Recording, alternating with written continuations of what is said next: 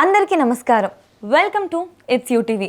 ప్రస్తుతం మనతో పాటు ఉన్నారు ప్రముఖ తంత్ర జ్యోతిష్యులు, జ్యోతిష్య రత్న, జ్యోతిష్య సామ్రాట్ చింత రుక్మాంగదరావు గారు. గురుగారితో మాట్లాడి మరిన్ని విషయాలు తెలుసుకుందాం. అంతకంటే ముందు ఇటువంటి ఆధ్యాత్మికపరమైన వీడియోస్ కోసం ఇప్పుడే మన ఛానల్ని సబ్స్క్రైబ్ చేసుకోండి. నమస్కారం గురుగారు. మాతృదేవో భవ, పితృదేవో భవ, ఆచార్య దేవో భవ. ఓం నమో మాందేశ్వరాయ నమః. అందరూ బాగుండాలి, అందరికీ మంచి జరగాలి. గురుగారు, సాధారణంగా మనం ఎప్పుడైనా గుడికి వెళ్ళినప్పుడు జాతకం చూపించుకున్నప్పుడు మీది ఈ రాశి అమ్మ, ఈ దేవుణ్ణి పూజిస్తే బాగుంటుంది అని అలా అంటూ ఉంటారు. అసలు ఒక్కొక్క రాశి వాళ్ళు ఒక్కొక్క దేవుణ్ణి పూజిస్తే, అంటే వాళ్ళ గ్రహచారం ప్రకారం అలా చేస్తే నిజంగా ఉంటుందా? ఒకవేళ ఉంటే ఈ సంవత్సరం ఏ రాశి వారు ఏ దేవుని ఆరాధిస్తే బాగుంటుంది? అంటే ఇక్కడ ద్వాదశ రాశులు ఉన్నాయి, 27 నక్షత్రాలు ఉన్నాయి. నక్షత్రం 4 పాదాల లెక్క 108 పాదాలు ఉన్నాయి. ఎవరు ఏ రాశిలో పుడతారో, ఏ నక్షత్రంలో పుడతారో, ఏ పాదంలో పుడతారో, ఏ లగ్నంలో పుడతారో, ఏ దశ ఎవరు జరుగుతూ ఉంటుందో దీని ప్రకారం దేవతా నిర్ణయాలు జరుగుతూ ఉంటాయి. ఇప్పుడు 9 రకాల గ్రహాలు 9 రకాల దశలు జరుగుతాయి. ఈ 9 దశలు కంప్లీట్ అయ్యి 120 సంవత్సరాలు అవుతుంది. మనిషి ఆయుర్దాయం 120 సంవత్సరాలు అని చెప్పారు. కానీ మధ్యలో దుర్దశ వచ్చినప్పుడు, అంటే వ్యతిరేక దశ వచ్చినప్పుడు ఆయుర్దాయం క్లోజ్ అయిపోతుంది. అంటే ఇప్పటివరకే వీళ్ళకు బ్రీతింగ్స్ ఉన్నాయి, ఆ తర్వాత వీళ్ళు గాలి పీల్చుకోవడానికి భూమిపైన అవకాశం లేదని అర్థం. దాన్ని ఆయుర్దాయం ఎంత అని అంటారు. అంటే ఈ జీవన ప్రమాణాన్ని పెంచుకోవాలంటే దేవతారాధనలకు వెళ్ళాలి అంటారు. కాబట్టి అందరికి ఈక్వల్గా దేవతారాధన రాదు. దశ మారినప్పుడు ఆ దశనాథుడు ఆత్మకారకుడు అవుతాడు, భుక్తినాథుడు కూడా ప్రభావితం చూపిస్తాడు. కాబట్టి ఆ దశ నాథుడి యొక్క ప్రభావము ఆ దశ అయ్యే వరకు అతని యొక్క ప్రభావం ఉంటుంది. మిగిలిన గ్రహాలకు అంత ప్రభావం ఉండదు. అందుకే అతనే ఏ దశ జరిగితే ఆ దశ నాథుడే, ఆ గ్రహమే ఆత్మకారకం అవుతుంది. అంటే ఆ జాతకం నడిపిస్తుంది. అది వ్యతిరేక గ్రహం అయితే అష్ట కష్టాలు పాలు చేస్తుంది, అనుకూల గ్రహం అయితే అష్టైశ్వర్యాలు ఇస్తుంది. కాబట్టి ఇప్పుడు ఇక్కడ సాధారణంగా అందరికీ ఓవరాల్గా మనం చెప్పాలనిపిస్తే నక్షత్రాల మీద 27 ఉంటాయని చెప్పాను. దాంట్లో విపత్తార, ప్రత్యక్తార, నైదనతార, ఇట్లా వేద నక్షత్రము, వైనాసిక నక్షత్రము, నిర్జీవ నక్షత్రము ఇవి ఉంటాయి. ఈ నక్షత్రాలకు సంబంధించినటువంటి ఆరాధనలు, దేవాలయాలు వెళ్ళకూడదు. విపత్తారకు సంబంధించిన దేవతాలయానికి వెళ్తే విపత్తు కలుగుతుంది. నైదనతారకు సంబంధించినటువంటి నక్షత్రానికి సంబంధించిన దేవతాలయానికి వెళ్తే నైదనము అంటే వైదవ్యము, లేదంటే ఏదో చెడిపోవడము, జరగరాని నష్టం జరగడం అని అర్థము, వెళ్ళకూడదు. అదేవిధంగా వేద నక్షత్రం అంటే వేధించే నక్షత్రం. ఆ వేధించే నక్షత్రానికి సంబంధించిన దేవతలకు తెలియకుండా వెళ్ళి దండం పెట్టామంటే మనకు అది ఏదో ఒక వేదన, బాధ కలుగుతుంది. కాబట్టి ఇంకా ప్రత్యక్తార అంటే వ్యతిరేకమైనది అని అంటాం. ఆ ప్రత్యక్తారకు సంబంధించిన దేవతాలయానికి వెళ్తే అన్ని ఆపోజిట్ అయిపోతుంది. నేను గుడికి వెళ్ళిన మూలంగా నాకు కష్టాలు ఎక్కువనే అంటారు. వీళ్ళు వెళ్ళుండేది ప్రత్యక్తారకు సంబంధించినటువంటి దేవతాలని వెళ్ళుంటారు. అప్పుడు ఏ ఆలయానికి వెళ్ళాలి? సంపత్తార, క్షేమతార, సాధనతార, మిత్రతార, పరమమిత్రతార, దైవ నమస్కార నక్షత్రం ఒకటి ఉంటుంది. దైవ నమస్కార నక్షత్రం ప్రతి ఒక్కరికి ఉంటుంది. ఆ నక్షత్రం సంబంధించిన దేవత తెలుసుకుని ఆ నక్షత్రం వెళ్తూ ఉంటే అప్పుడు దేవతా శక్తి ఎక్కువ వస్తుంది. అప్పుడు వెళ్తే ఇటువంటివి ఉంటాయి.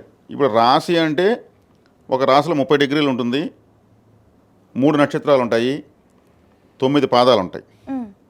ఈ 3 నక్షత్రాల్లో కూడా ఒక నక్షత్రం 4 పాదాలు, ఇంకొక నక్షత్రం 4 పాదాలు, ఇంకొక నక్షత్రం 1 పాదమే ఉంటుంది. అంటే 3 గ్రహాలకు సంబంధించినటువంటి నక్షత్రాలు ఒక రాశిలో ఉంటాయి. అంటే విడివడిన నక్షత్రాలు ఉంటాయి. ఒక రాశిలో ఒక నక్షత్రం 1 పాదము, ఇంకొక రాశిలో ఇంకో 3 పాదాలు, ఒక రాశిలో 2 పాదాలు, ఇంకొక రాశిలో 2 పాదాలు, ఒక రాశిలో 3 పాదాలు, ఇంకొక రాశిలో 1 పాదము, ఇట్లా విడివడిన నక్షత్రాలు ఉంటాయి. అంటే 2 రాశుల ప్రభావం కలిగి ఉంటుంది. అప్పుడు దేవతా నిర్ణయాలు సూక్ష్మంగా తీసుకోవాలి. నేను డెప్త్లోకి వెళ్ళి మీకు చెప్పాను. ఇప్పుడు జనరల్గా తీసుకుంటే ప్రతి రాశి వాళ్ళు ఏ దేవతను ఆరాధించుకుంటే అంటే తమకు 2వ రాశి వెనుకున్న రాశి. ఇక కుంభరాశి వాళ్ళకు 12వ రాశి మకర రాశి, 2వ రాశి మీనరాశి. మీనరాశి అంటే జలము. కాబట్టి ఇప్పుడు దేవతలకు అభిషేకం అంటే దేవతలకు అంత ఇష్టం ఇంకొకటి ఉండదు. ఎందుకంటే ఆలయంలో అభిషేకం అనేది తెలియని వాళ్ళు ఉంటుంటారు. కాబట్టి ఎక్కడ వెళ్ళినా ఏ ఆలయానికి, శివాలయానికి, అమ్మవారికి అభిషేకాన్ని డబ్బులు కట్టాలి. అభిషేకం జరుగుతుంటే చూస్తూ ఉండాలి. అభిషేక జలం ఉంటే తాగాలి. ఎప్పుడు ఈ అభిషేకాలు చాలా ఇంపార్టెంట్. అదేవిధంగా వీళ్ళకు వెనుక రాశి మకర రాశి. మకర రాశిలో కాలభైరవ ఆరాధన విశేషంగా చేయాలి. వీధి కుక్కలకు ఫుడ్ పెట్టాలి. ఎవరైనా శ్రామికులు ఎవరైనా కనిపిస్తే, ఇప్పుడు మనకు ఒక ఆటో వ్యక్తి ఎక్కడో తీసుకువెళ్తాడు, 50 రూపాయలు అవుతుంది కదా, 5 రూపాయలు వేసేవాలి. అతని ఆటోకున్న 3 చక్రాల పైన 4 బతుకుతూ ఉంటారు ఇంట్లో. మనమేమో ఆశ్రయించి ఇవ్వలేదు, వాళ్ళ 5 రూపాయలకి హ్యాపీగా ఫీల్ అవుతాడు. ప్రతి ఒక్కరు ఇలా ఇస్తాం ఎంత బాగుంది మనకు, సాయంత్రం కరెక్ట్గా ఇవ్వడం కన్నా. ఒక కొరియర్ బాయ్ వస్తాడు, ఆ 2 వీలర్లో ఎత్తుకొని వచ్చి అన్ని ఇంటింటికి తిరుగుతుంటాడు. అందుకో 20 రూపాయలు ఇవ్వండి ఎక్స్ట్రా ఏం పోతుంది, హ్యాపీగా పోతాడు. వాళ్ళు హ్యాపీ. అతను బ్లెస్సింగే లెక్క అది. అది వర్చువల్గా వచ్చి మన అకౌంట్లో జమ అవుతుంది. కాబట్టి టర్మ్ చేయాలి, వీటిని వెతుక్కోవాలి, వెతికి పోవాలి, చేయాలి ఇవన్నీ. అంత చాలా తక్కువ లిస్ట్ ఖర్చు చేస్తాయి. కాబట్టి కుంభరాశి వాళ్ళు ఈ జలం అభిషేకాలు, తీర్థయాత్రలు, జలం అంటే తీర్థము, తీర్థయాత్రలు ఎక్కువ చేయాలి. అంటే నదీ తీర ప్రాంతాల్లో, సముద్ర తీర ప్రాంతాల్లో ఉన్న దేవతలకు వెళ్ళాలి. ఇప్పుడు కృష్ణానది ఉన్న విజయవాడ కనకదుర్గం ఉంది, స్వర్ణముఖి నది ఉన్న శ్రీకాళహస్తి టెంపుల్ ఉంది. అంటే ఒక ఆలయం పక్కన ఒక తీర్థం ఎడవబోతూ ఉంటుంది. అంటే అంటే ఈ జలరాశి 2వ రాశి కాబట్టి తీర్థయాత్రలు ఎక్కువ. అంటే మనకు సమీపంలో ఉన్నటువంటి ఆలయాలు, ఇటువంటి ఆలయాలకు వెళ్ళాలి. అర్థమైంది. ఇప్పుడు 12వ రాశి మీనరాశి మామూలుగా ఎత్తుకుంటే మేషం నుంచి 12వ రాశి. 12వ రాశి అంటే పాదాలు అని చెప్పాను నేను. పాదాలంటే ఆ టెంపుల్స్ కాడ చెప్పులు స్టాండ్లో పనిచేసే వాళ్ళు డబ్బులు ఇవ్వాలి. వాళ్ళు చెప్పులు తీసి ఎత్తిపెట్టి ₹1 ₹2 తీసుకుని మళ్ళీ ఇస్తూ ఉంటారు. వాళ్ళకి 10 రూపాయలు ఇవ్వండి, లేదా స్నాక్స్ ఒక 5-6 వెరైటీ స్నాక్స్ తీసుకుని వాళ్ళ పిల్లలకి తెమ్మని చెప్పండి. మనం చేయగలం, ఆ పని చేయలేం కదా. అంటే పుణ్యక్షేత్రాల కాడ మన తీర్థయాత్రలు చేసేటప్పుడు ఇటువంటి వాళ్ళందరినీ ఆదరించాలి.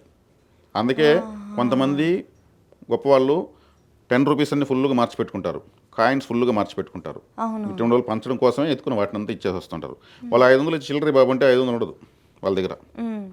ఇటువంటి వాళ్ళని ఆదరించాలి, వాళ్ళు సంతోషపడాలి. అక్కడ వాళ్ళ ఆలయం నమ్ముకొని, ఆలయం కాడికి వచ్చే వాళ్ళు నమ్ముకొని ఉంటారు. కాబట్టి పుణ్యక్షేత్రాలు ఎక్కువగా తీర్థయాత్రలు చేయాలి. అదేవిధంగా శుభ్రమైన జలం తాగాలి వీళ్ళు. ఎందుకంటే ఇది 2వ రాశి water. Compulsory 2 times morning evening స్నానం చేయాలి. 2వ స్నానం అలా చేసినప్పుడు వీళ్ళకి ఫైనాన్స్ జనరేట్ అవుతుంది. అంటే శుభ్రంగా ఉండమని చెప్తున్నాం. 12వ రాశి అంటే భైరవారాధన. ఇప్పుడు ఇవన్నీ మన చుట్టూ ఉన్నవే. కాబట్టి ప్రతి రాశి వాళ్ళు తమకు ముందు వెనుకున్న రాశుల్ని ఎలా బలపరచుకోవాలనేది ఇక్కడ మనం వివరంగా చెప్పాం. దీన్ని పాటించుకోవడం సులభమే. ఇప్పుడు మనం ఓపెన్ సీక్రెట్ చెప్పేస్తాం, ప్రతి ఒక్కరు యాక్టివేట్ చేసుకోవచ్చు. చేసుకోలేకపోతే అది మనకు సంబంధం లేదు. మనం ట్రాఫిక్ పోలీసులు మాత్రమే ఎలా వెళ్ళాలో చెప్పాం. వెళ్ళకపోతే మనకేం సంబంధం. ఇది సమగ్రంగా క్లుప్తంగా ప్రతి రాశి ఫైనాన్షియల్గా సుఖంగా నిద్రపోయేదానికి పరిహారం. అసలు గురువుగారు నాకు ఈ కాన్సెప్ట్ ఇంతవరకు నేను ఎప్పుడూ వినలేదు, ఫస్ట్ టైం వింటున్నా. నాకు తెలిసి ఇది ఎంతమందికి తెలుసో లేదో తెలియదు. వెనక ఉన్న రాశి ముందు ఎవరైనా కూడా వాళ్ళ రాశికి సంబంధించిన పూజారాధనే చేస్తారు, కానీ వెనుకున్న దాని వల్ల చేస్తే నిద్ర అనేది బాగుంటుంది, ముందున్న దానికి చేస్తే ఆర్థికంగా బాగుంటుంది అన్న కాన్సెప్ట్ మాకు తెలియజేసినందుకు డెఫినెట్లీ చాలా చాలా ధన్యవాదాలు గురువు. మీకు ఇప్పుడు వాళ్ళు రాసిన వాళ్ళు యాక్టివేట్ ఎందుకు చేసుకోకూడదు అనే పాయింట్ కూడా చెప్పేద్దాం. ఇప్పుడు మన ఫోను మనము 200% ఛార్జింగ్ పెడితే ఏమవుతుంది, పేలిపోతుంది. అంతే.